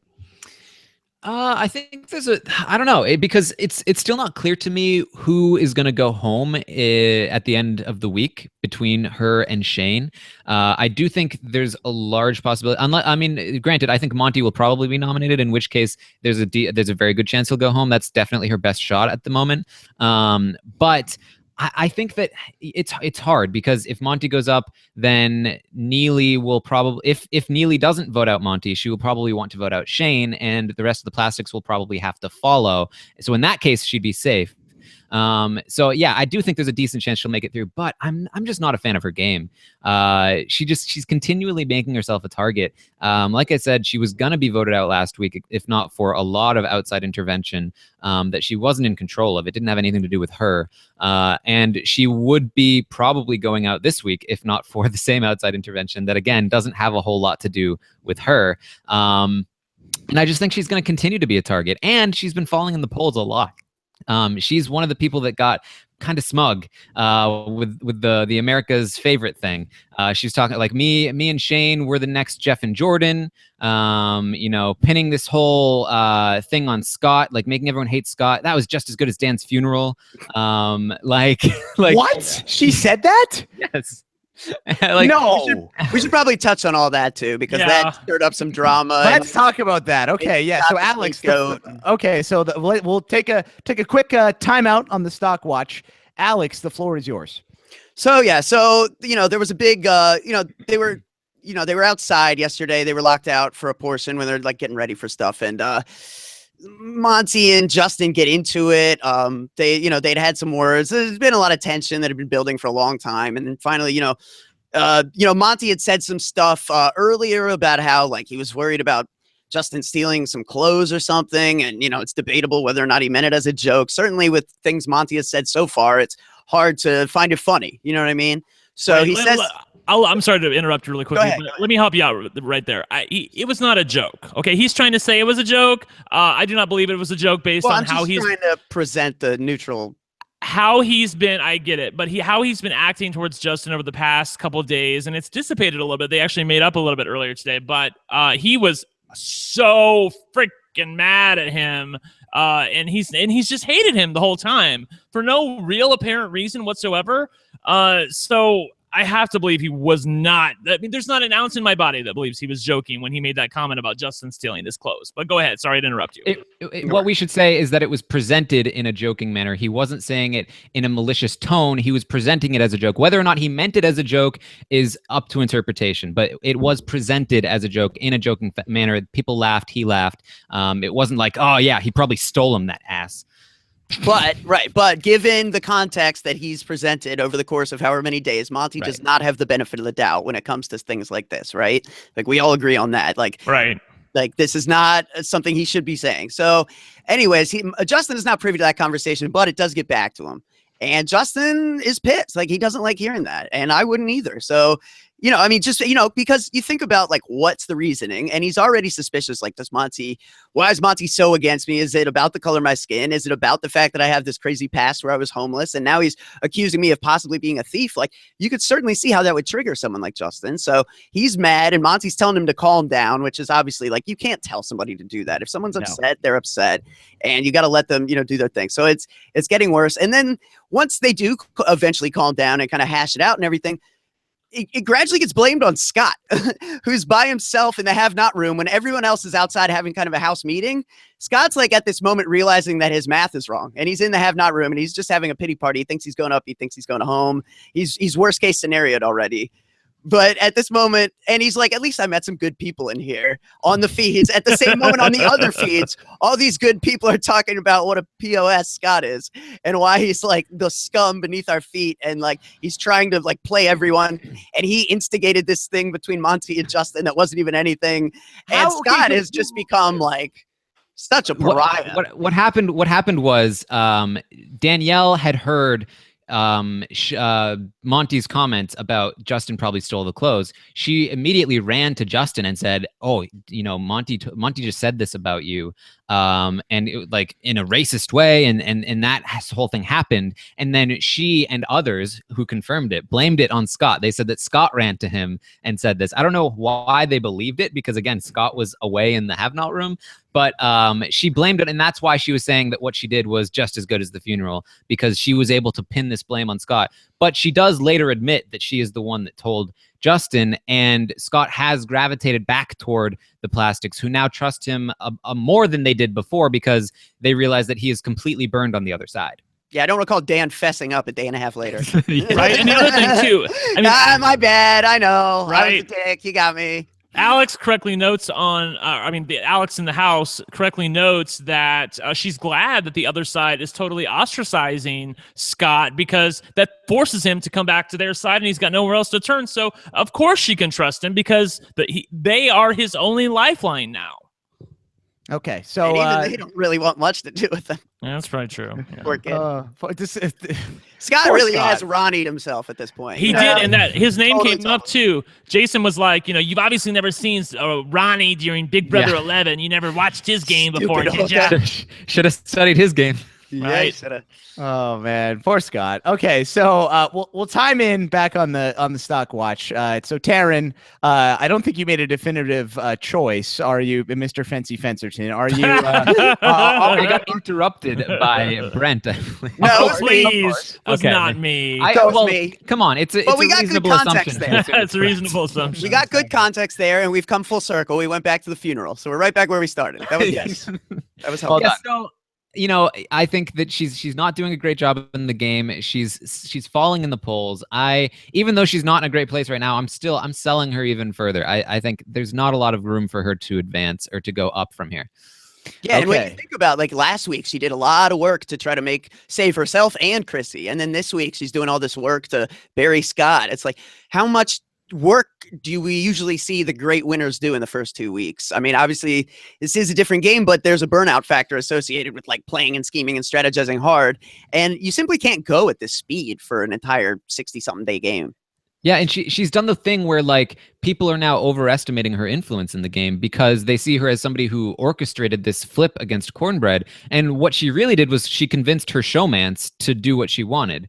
And that's really it, right? Like her showmance, then Shane convinced Scott, who was the swing vote, and that was the thing. Everybody else was already on board. But the appearance is that she flipped the entire house, when in reality she only really flipped Shane, and she doesn't have a lot of influence with the rest of the misfits. But people perceive that she does, and that puts her in a really bad spot. Brent, I'll throw one to you. Neely, are you buying or selling on her? I'd have to buy Neely's position in the house. She doesn't have any enemies whatsoever. People seem to trust her. They are able to empathize with her, and she's able to empathize with them. I think she has a great relationship with most of the house guests. Maybe great is a bit overselling it. She has a good relationship with most of the house guests. And I think and she clearly knows the side she's on. Like, I was a little dubious whether or not, like, does Neely really realize, like, what are the two sides of the house, and does she realize where she probably fits in best? Because she does have a bit of a soft spot for Monty. On the other hand, when I watched her in the live diary room, it was clear to me that she knows exactly where she's at. She's not there's no confusion whatsoever, and I think she's primed very well. She's a very inoffensive person. She's likable, so she's probably somebody who's going to get one of the care packages later on, like once we've given them to Jason and Justin and whoever the hell. So I mean, she's not the best TV, but she's a good player. Neely is exactly what I said in the beginning of the season, where it was like, what you want to do is get in with the likable people, but be a really boring player, and that will take you really far in this version of the game. And I think that that's exactly what she's doing. And I think she's tapped into something that I really, find interesting as like a Big Brother strategy in general, that I'm curious to see every time it's kind of taken up, which is, she's basically declared to everyone, like, look, I have one target, it's Shelby. And like anyone who asks her, she's like, I'm just going to get rid of Shelby. And as a result, like, Shelby, you pick somebody, right, who everyone is not that close to, and no one is going to, put their neck on the line for. And then you say, like, yeah, that's the only person I have beef with. That's the one person I want out of this house. To anyone who asks, and you're seen as a straight shooter, you're seen as a reliable person, you're seen as a vote that can be trusted. It kind of reminds me of like how Godfrey did in your season with Zach. Like, he's such a big target, and like, Zach, that effer, I'm coming after him. He's the only guy. I don't care about the rest of you. The rest of you are fine. And if you say it enough times, people really accept it, and they don't even think about the fact that you'd have to put someone next to them on the block, and there'd have to be, other things going on. But you present it as like just this linear vision, and people begin to accept that, like, you have tunnel vision when it comes to the strategy of the game. So then they think they can operate, with you and around you. And I think that's pretty interesting to see it work. Like, all right. So, Alex, last one. I'm going to throw it right back to you, my friend. Talk to me about your girl, Whitney. Buying or selling? It's tough. See, I was hoping you were going to do the yes when I just said Yes. and ignore my question. But that is a tough one, right? Yeah. Difficult. But yeah, buying or selling? Where are you leaning on this one? She's kind of, I don't know, from my perspective, kind of meh. So it's hard for me to tell, but you're the expert here. I'll Tell say me. buying, just based on her adaptability and her knowledge of kind of Big Brother, and kind of, the fact that she seems to understand now that she needs to be more social with other people. I mean, she's not in the best position. I certainly worry for her being so closely associated with Monty, with like the America votes coming up, especially like, say Monty goes up, Monty goes out this week. Like, I could see Whitney very easily being the person next week. So it's hard to say buying definitively, but I do think she has enough knowledge and enough skill, and she's just socially smart. She seems a lot smarter than so many people in this house. She's one of the few people that listens more than she talks. In this house, you have so many people that love to hear themselves talk. I mean, most Big Brother seasons are like that, but this one, almost in particular. And she is one of the few people that really wants to sit back and observe and listen. And in a normal Big Brother season, I think she would do very, very well. I don't know yet how that's going to apply itself here. Okay, well, that's going to do it for this week of the Stock Watch. Hope maybe we'll bring it back next week. We'll see what else is going down in the house. Let's jump into your questions, guys. Again, you can tweet me at Jordan Parhar. Use hashtag RHAPpy. This first one comes from Matt Forsyth. Matt says, can you tell me the people who are playing well versus the people that are just playing the game hard? Taran, an interesting distinction. What would you say? Who's playing the game well right now? Alex is playing well. Scott is playing hard. I think those are the two biggest examples right there. I think Poster yeah, children. right. I think Jason is playing well, and I think Danielle is playing hard. I think those are two on the extremes. Brent? I think Morgan is playing well. I mean, if you guys watch her diary rooms, I mean, like she just lights up the room. And I mean, not that that's all the end all and be all when it comes to Big Brother, but I really like her handle on the game and what she needs to do. And I feel like she's like her sister in many ways to me. She seems to know what she needs to do and how to move forward in the game where America has a large hand in it. I don't know anybody else. I think I agree with everything else that was said. I was going to say that Danielle's definitely playing hard. And Shane, he's a boring player, but I think he's playing the game well. He has good relationships with everybody, and I think that's why Alex is so threatened by him. Yeah. Neely's playing well. Monty's playing hard. Yeah. Okay, there you go. Yeah, all right. I'm liking it. I liking it. Good question, Matt. I like that one. Okay, next Chrissy one. thinks she speaks for America. Chrissy's not playing well nor hard. I am the voice of the voiceless. Chrissy's playing her own game. Listening to Chrissy talk, it reminds me of like early 2000s reality shows. Like she comes from that era where she feels like this is this interesting thing and I have interesting things to say. Like, no, everything you said has been said before, and like none of what you said is interesting in any way. It's there's nothing good about it. Like, but she thinks that this is because she's never seen it, so she thinks it's super compelling, and she's like, look at all these insights I have. It's like we heard this in 2002. Like, come on. I don't know if I've ever heard Taran get so savage. On the Taran. Go Taran. Yeah, I love BBOTT because Taran just gets so mad. Brent, go ahead. I was going to say really quickly, like if I have to hear Chrissy say one more story about how she wasn't tipped by this person or that person while she's waiting tables, like, girl, bye. Like, it's not interesting. She's told the story at least 100 times now. People that don't tip in restaurants are awful people. We get it. Girl, bye. Okay, next question is from Timo. Timo says, is Scott's game destruction worse than Ronnie's? Alex? Hard to say. Probably, because it's entirely a product of his own doing. Whereas like Ronnie overplayed and then some people did some things and, compared some notes. And then you have like certain explosive personalities like, MMA fighter Russell, who's going to follow you around jawing in your ear nonstop all day. Scott really just, voted out his number one ally and did some bad math. So, yeah, I think it's probably worse. It's different. I don't know. Taran, Brent, your thoughts on that? Well, I mean, I thought I was going to say no because I feel like that Scott has a landing place. I mean, he at least has one side of the house that needs him and is willing to work with him right now, whereas Ronnie didn't have anybody. Yeah. Like Danielle's side tried to get Scott up in a similar way that Ronnie went up, where it was like both sides talked and they exposed him and then he went up and he went out. But the other side is not doing that. They feel like they have enough of a connection with him and that he's burned enough on the other side that they can still use him. So he's not quite going out in the same way. Yeah. But again, not a product of anything he's doing. Yeah, that's true. Not necessarily. Okay, next question. This one's from Alana Doucette. Alana says, if Morgan is America's nomination, who should people vote out? So I guess this is talking about, I don't know if this is America, who America should vote out, Taran, but your thoughts on that? I mean, who should they vote out? It depends on who you're a fan of, right? Like, if you like the Plastics, then obviously you're going to vote for Shane or Danielle. If you like Shane or Danielle, then you're going to vote against Morgan. If you ask me, I am a fan of Alex and Jason, and so that's kind of hard to like. Oh my God, Fincy, just give us an answer. All right, Mr. Interrupty.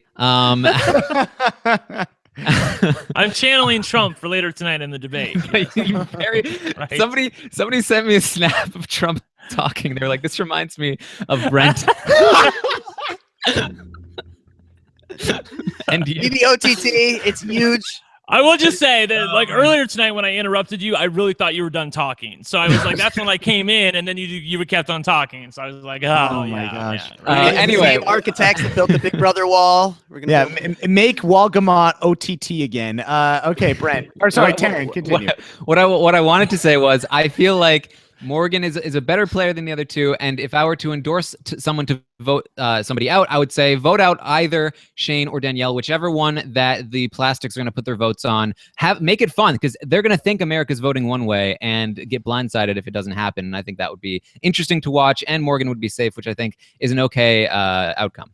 If Morgan is nominated, America should clearly vote out Shane. It pulls somebody away from Monty that he still thinks he has a connection to. He's boring TV. He's not fun to watch. You can say what you want about Danielle, but at least she's playing hard. And that's not something that I can say for Shane right now. All right. Well, I do think we have to follow where they, unless you want to vote for somebody who doesn't have any other votes. I mean, that's fine too, I guess. But you probably want to put your votes on whoever the rest of the people. Right. I feel like it has the same impact though, because there'll be 9 votes, and if America, like, let's say America votes for that's very true, actually. Yeah. And they 4 vote for Danielle. Alex still has the tiebreaker. She'll break the tie in whatever direction she wants to break it in. So yeah, that is a wonderful point, Brent. And there'd still be the veto to be played. And yeah, it'd be interesting to see what Alex does if indeed Morgan does go on the block, because you may see her strategy deviate in a sense, because she realizes, we've heard her talk in the live DRs now in both of them, how it's unfortunate because I really didn't want to work with her, but the only person I truly trust in this house is my sister. So I think, how much would she go to bat for? I bet quite a bit. I'm wondering, like, and I hope we see this scenario. I kind of don't, because I love Morgan, but let's say Morgan is the nominee. If Alex or somebody of Alex's allies win the veto, oh no, then she just take down Morgan. Never mind. Okay, I was trying to think about, I was trying to think of something where she would need to use the veto on one of her own nominees to save Morgan by putting up Scott, but obviously she would just save Morgan in that instance. So that doesn't make sense at all. Never mind. Okay, moving on. If somebody were to save Danielle, then yeah, exactly. Scott's looking kind of tasty at that point as damaged goods. Yeah, that's true. Okay. This next question is from Carly Holland. Carly says, what twist from BBOTT do you want them to bring back for TV? Alex? Don't go to me first. Okay. Yeah, Taran, I was gonna say, come on, Brent, you go. Go ahead. Well, Brent. I mean, I was just gonna say, I know what they're thinking, and I the question is the wrong question. What should they bring back? They should bring back very little Fish, very little Jeff Fish. They should have live diary rooms. That's a great twist. Why do we have to keep? Why do you have to hide all that stuff from us? Why can't you just give this to us? There's absolutely no point whatsoever. We watch the show anyway. I get blocking out the competition. I really don't. I think we would watch the show anyway. But I get it. So, but once the competition is over, turn the damn feeds on. Why do the feeds have to be off for 5 hours at a time? I just think they're lazy sometimes, and it really pisses me off. That combined with the live diary rooms where the house guests can talk directly to America without having to be edited by somebody. I mean, I love stuff like that. So all the stuff they're doing, and like I said before, it's going to be very hard to go back to a regular season of Big Brother after being on this season covering it, because I love what I'm getting to see behind the scenes. And I know everybody's not a big fan of the whole America voting thing, but I feel like what we're getting in return, along with the great cast, is clearly making up for it as far as, my money goes. And I don't really want to go back to the way things were. Taran, anything from never go back. Pandora's box is opened. Yes. Taran, anything from this season that you would like to see potentially be used on BB19? Well, I mean, obviously some of the things like live DRs, not cutting the feeds. I'd love to see some of these kinds of competitions.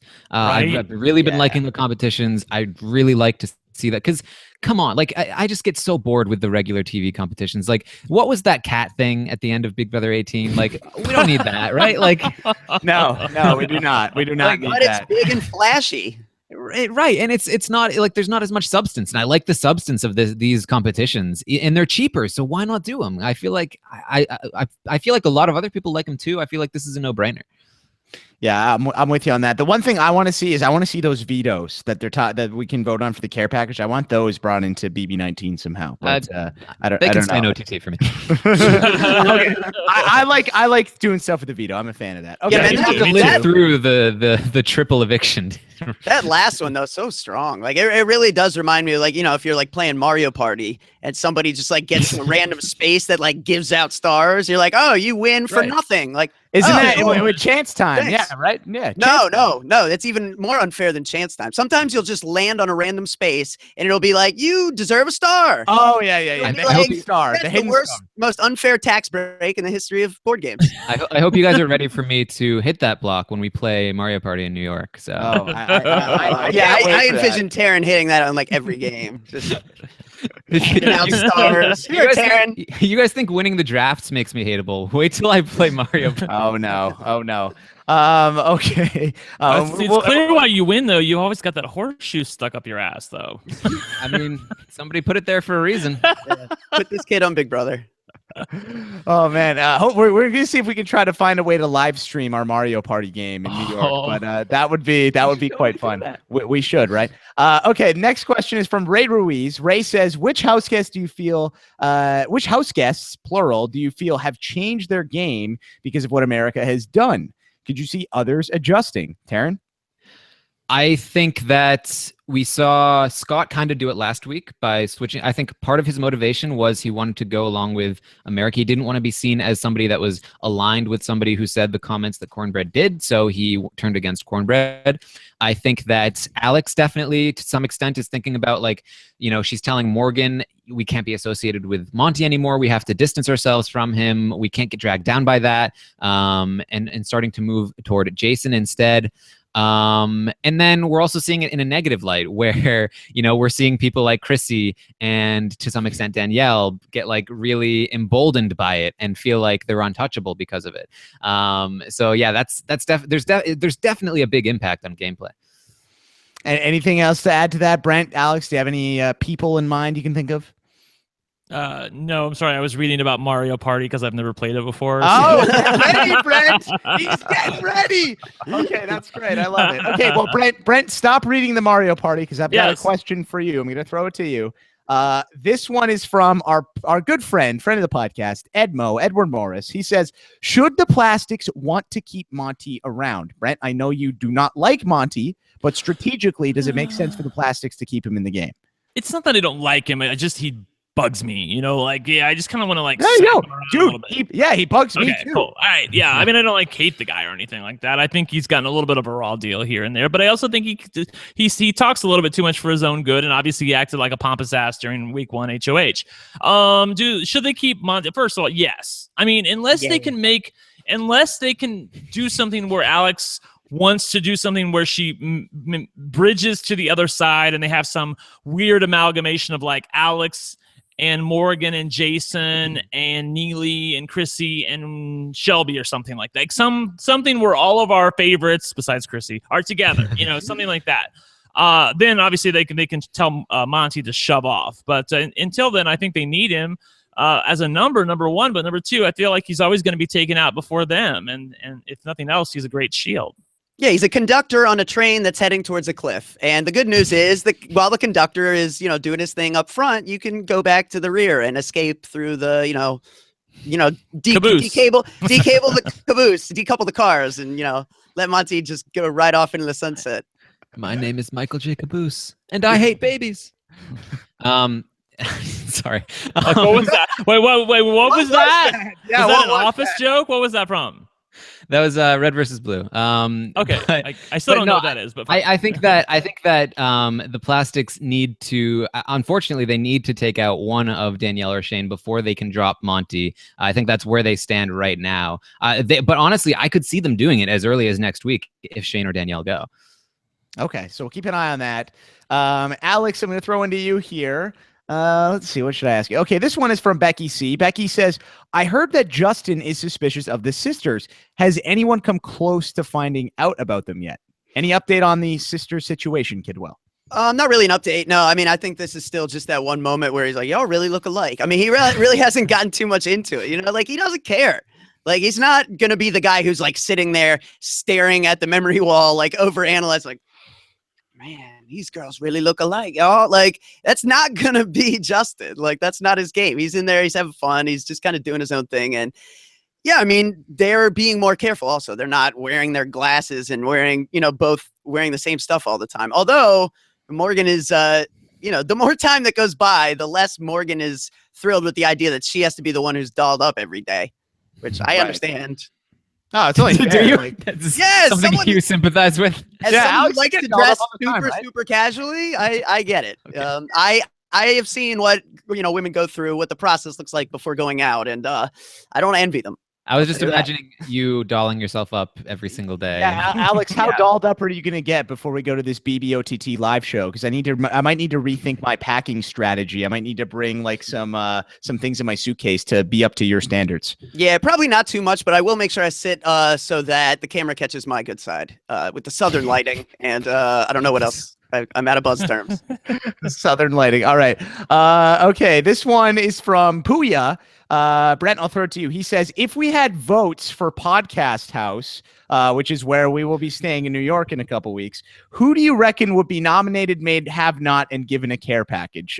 Brent, I'm curious. Who do you think? Who would be nominated out of the four of us? Well, the deposit's in my name, so tread carefully. I mean, like, I'm thinking that I would probably be nominated, actually, but I think I would also get the care package from America. So Yeah, that too. I kind of, so, yeah, Brent, Like I it. I kind would of just win every single poll, right?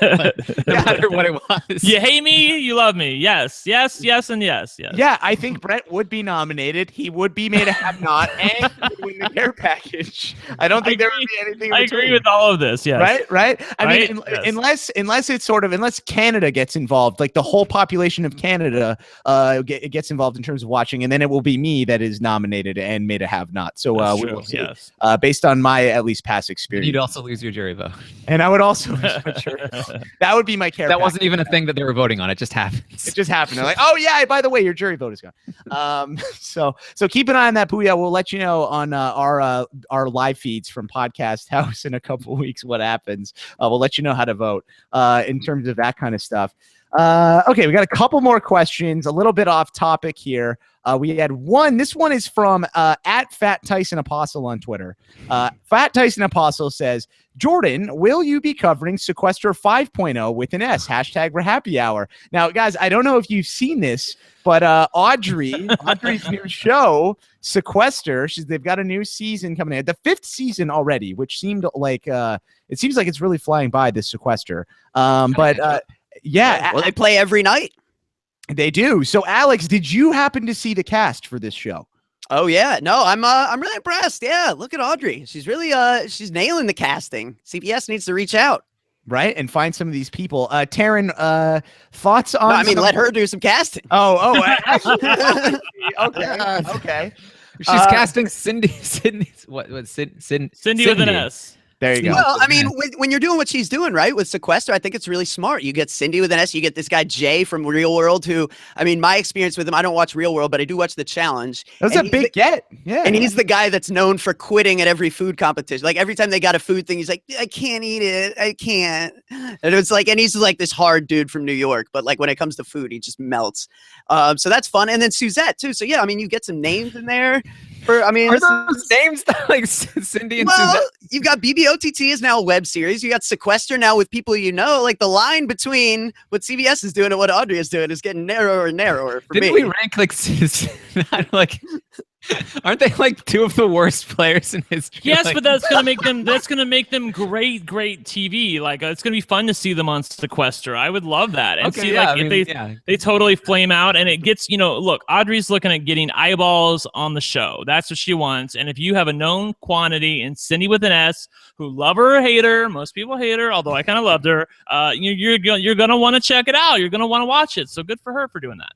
Yeah, I think it's going to be entertaining. I really think that, regardless I don't know how Sequester really works because I haven't watched it. But in terms of entertainment, I do think that Cindy, Suzette, and Jay will all bring something to the show, which is great. So I don't think we will be covering it on the RHAPpy Hour. Right. But maybe, I don't know. I think maybe I'll pay attention. I'll watch a couple. Does anybody know, like, is it, because I've thought of doing it before, like as like a live, like Brent from RHAP, the live feed correspondent goes on Sequester, but like, isn't it something where you have to do it for like 12 straight days or something? You have to be available like every night at 10, for a good like, stretch. Yeah, exactly. And I work, I have a job. I mean, I could take off, but like I would have to set it up if I wanted to do something like that. You don't have a normal 9 to 5 like some people. well, Yeah. it wouldn't be too much of an issue, right? Because you'd only have to do like 1 week. Yeah. Okay.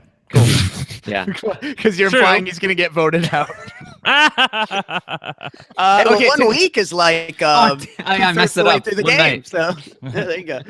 Taran, who do you think has the best chance to win? Cindy, Jay from the challenge, or Suzette? The person that I don't know, He's Jay. gonna go with the devil. He doesn't know. I knew He's it. gonna go with I knew it. Jay. Yeah. Okay, so stay tuned. Sequester 5.0. Don't know exactly when that's coming out, but I'm sure. Follow Audrey on Twitter, and you can get the updates on that. Okay, last question. This one is from Matt Ligori, another friend of the podcast. Matt says, "Hey guys, pick any 2 house guests that are most likely to end up singing Bruno Mars while hanging with Frankie Grande in a few months." Now, what Matt is referring to is this video that got released. I think it was a Periscope. That was the initial video. It got cut into smaller clips of videos. Alex, do you want to be mocked on a broader scale? Of course. Alex, could you please explain what exactly it is that Matt is referring to? It's a clip from Paulie's meetup gathering this weekend, and he was on stage at one point, and that's the thing about inviting people to a venue and selling tickets is now you have to do something for them. So I guess they got on stage and sang a little Bruno Mars and tried to do like a kind of dance thing around Zakia while she's kind of standing there like going with it, and colory awkward, Jordan. Right. Well, no, didn't he also got his brother Cody to come, right? Yes. And Frankie Grande. And he also got Frankie Grande to come as well. So, like, I mean, there was entertainment. Not. Just kidding. This cannot be described. You need to look it up and see the clips. Like see him get introduced by Frankie, coming up on stage, doing a little dance like he's Ellen DeGeneres. Like then it transitions into like a talk show kind of thing where he's being interviewed by some dude. And then the dude asks him about Zakia, and he's like, "Hold on, before I answer that question, let me just get moving." He takes off his jacket. Some music starts playing. He starts singing Bruno Mars. He pulls Zakia up onto the stage, and he's like twirling around. It's absolutely absurd. No, it is the craziest thing ever. And Paulie sings. He is singing Treasure by Bruno Mars. And Paulie cannot sing. Yeah, we should put quotation marks around the sing. He cannot sing. And it's like, you can, normally when you would have someone sing a song on stage, you would just have the background music of the karaoke version per se, right? You would have the background music in the song, so you could just sing it and we could hear your voice. But Paulie didn't even have that. He had Bruno Mars singing with him singing to Alex Kidwell. Even professionals like Ashley Simpson know better, Jordan.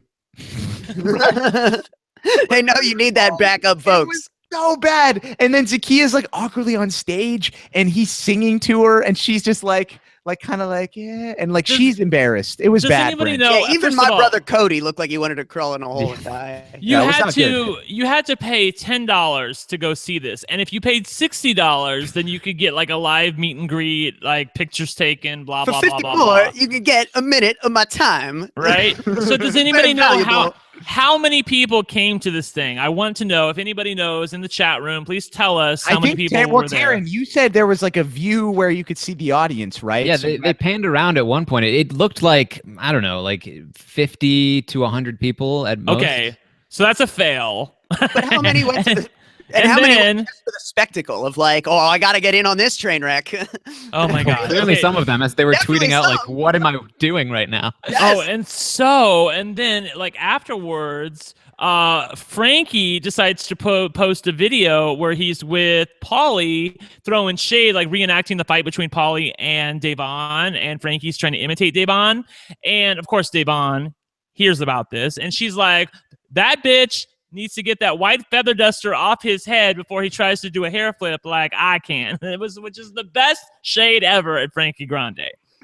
Yeah, there was a lot of drama revolving around this. So if you want to follow it, most of it I think is on the Big Brother subreddit. Alex, right? That's where I saw a few things there. It's on Twitter. If you go follow Davon on Twitter, and Andy tweeted out a nice clip of the video. If you want to just get like a good 10 seconds, you don't want to actually find the Periscope. Just go to Andy Herron's Twitter, and he's got it there. So. Andy's Twitter was like, people ask me why I'm not friends with most Big Brother house guests. This video is the reason why. Now I can send them this video to answer the question. Yeah. Exhibit A. Oh my gosh, my goodness. My Paulie Calafiore. I mean, one of a kind with his businesses and such. And around, to come back full circle and answer Matt Ligori's question, it's the showmance, the most likely on this season to be duplicating this. It's definitely Shane and Danielle by default, right? Right. What about Alex and Morgan? I could see Alex and Morgan. The sisters getting together. Maybe maybe what's currently like a mutual dislike will like turn into some kind of like reluctant friendship, and Justin and Shelby can go on tour. That would be blessed. Ooh. Or what about Taran? If Cornbread invited Alex to his hometown, and Cornbread serenaded Alex with "Treasure" by Bruno Mars? I think that would be quite lovely. We're talking about Kidwell here, right? No, yes, no, sister Alex, because they have a bond. They have a bond, apparently, according to Cornbread. Yeah, that RSVP is coming back. No. Oh man. Okay. Thanks, well, Cornbread, but I'm a little busy. And so guys, what are we doing for our dance number at the BBOT TTE live show? I guess we're gonna have to practice and figure out the song and get choreography. I don't know if any of you guys have dance experience. Any of you willing to be twirled around and held I down think by it me? was 12 years jazz tap, Jordan. Really? Wow. No, wow. not really. Okay. 'Cause I would believe it. I don't know. It's funny that was believable. Yes, I believe. I hate you for believing. I think, okay, here's the thing. For our BBOTT live show, I think Taran and Brent are the obvious pair that should do a singing and dancing number together at the end of the show. So we'll figure out what that is. Sure. Alex Kidwell and I will figure out the song. We'll figure out the choreography with all of Alex's tap dancing experience. And it'll be a really fun time. I watched Dancing with the Stars. Does that count? That counts. That makes you overqualified for this production, Brent. Yeah, exactly. Grossly Okay. overqualified. Oh my goodness. Well, that is going to do it for this edition of the RHAPpy Hour. Thank you so much to everybody who tuned in. For those of you in the chat room on robbinswebsite.com, if you could brainstorm some hashtags for us while I wind things down, that would be great. Just one little note. I didn't even mention this off the top, but I probably should have. We've got a bonus show tomorrow with El Fitvic. Victor Arroyo from Big Brother 18 is going to be live with us tomorrow on a YouTube live show. We're going to be going through his game, talking about his decision making, his thought processes, how he became a fan of Big Brother. We want to go through it week by week all the way till the end when he won America's Favorite Player. So that should be a fun show. Really looking forward to that. That's going to be at 11 a.m. Pacific, 2 p.m. Eastern. Alex Kidwell is going to join me for that one. So should be a really great time. If you got questions for Victor that you'd like me to ask him, you can send them to me, RHAPpyHour@robbinswebsite.com. Send them there via email. Rob Cesternino is going to be back Tuesday night to talk about BBOTT some more. So by then we'll know the results of the veto competition, who America nominated, all that great stuff. So stay tuned for that one. And we will be back Wednesday night live after the eviction at midnight Eastern to talk about what happened with the episode recap, who went home, the HOH competition, all that stuff. We'll be working the night shift again. Alex Kidwell, Brent. I don't know if Brent will be able to be there this I'm week. here Brent Wednesday. will? I should Okay, be here Brent, Wednesday. Yeah. Okay, so Brent should be here this week. So should be a fun time. So don't forget to check that out. If you want to subscribe to the RHAPpy Hour, 2 ways to do so. You can do so on iTunes by going to robhasawebsite.com/RHAPpy Hour. That's happy hour with an R at the front. Or you can subscribe to the video version of the show. You can go to robhasawebsite.com/YT, and you can subscribe on YouTube to the reality TV RHAP-ups feed, and you'll get to see the video of this podcast where you can see Alex's freezing webcam, which I don't think we really saw today, and Brent's lighting that we mentioned at the top of the show. Okay, so I'm just looking at the hashtags here, guys. I don't really see anything that's really standing out to me. Do you guys have any ideas? Suggestions? Yeah, if there's any other suggestions, we've got Brent, Taran, Dance Off, LFC, Jazz, and Tap. You are not the uncle. Podcast House, Savage, Yes. Taran. Yes. Yes. Oh, yeah, yes. I Which think one? That's good. Yes. Yeah, yes. Yeah. Yes. Whitney, yes. So why don't we go with that? So Yes. yes. So hashtag YEYUS is what we're gonna go with. Yes. So I do have a quick plea as Jordan reads out the Twitter handles. I will be able to give you more accurate information if you come on my Twitter and vote on my poll. It's going to be up there for all to see. So just vote on the polls. I'll be able to give you better information on the podcast. You don't even need to follow me. Just vote in the polls. That's all I'm asking. hey, and you know what they say? Size Taran, matters. careful The how bigger the long better. you leave your poll out there for all to see. I hear the police frown on this kind of thing. Yeah, and don't show Morgan your poll because that could be missing. Oh yeah, that'll set off a whole thing. My God. Yeah. Yeah, I don't think she'll be too thrilled with that. At least Monty won't. Okay, so follow all these guys on Twitter if you don't already. Taran is at Armstrong Taran, as he mentioned his Twitter. That's where you can follow him and see his polls. Brent is at One Lucky Gay. Alex is at Alex Kidwell, and I am at Jordan Parhar. Thank you so much, guys, for tuning in to this edition of the RHAPpy Hour. For Alex Kidwell, Brent Wolgamott, and Taran Armstrong, I'm Jordan Parhar. Hashtag yes. We'll talk to you soon. Take care. Peace out.